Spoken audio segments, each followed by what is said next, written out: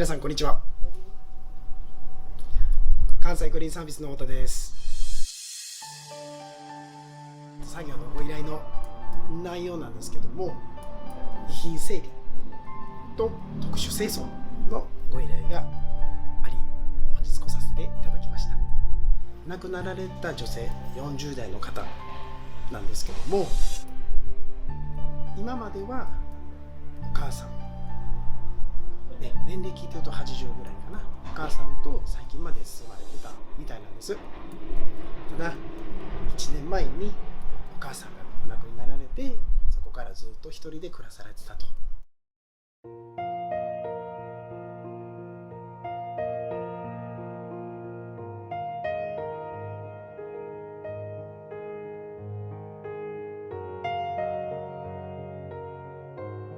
最近社会問題になっている80-50問題、要はお母さんが娘さんをずっと面倒見てたみたいなんですよね。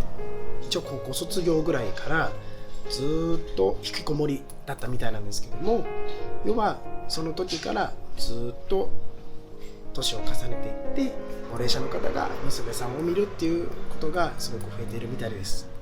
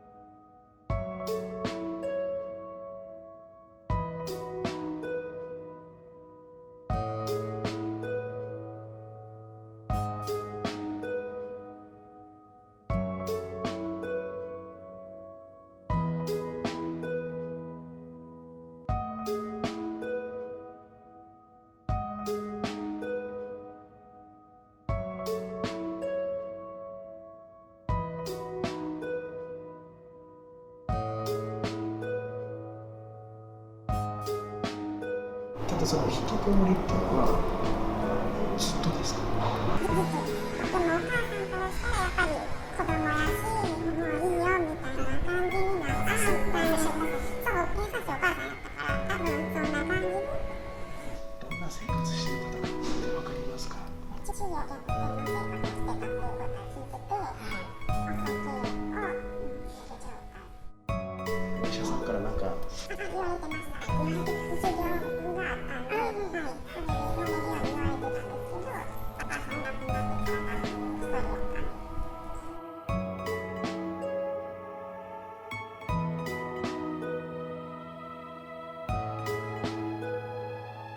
死後の経過、妹さんと連絡で取り合ったりはしていました。そんなしょっちゅうはしてない。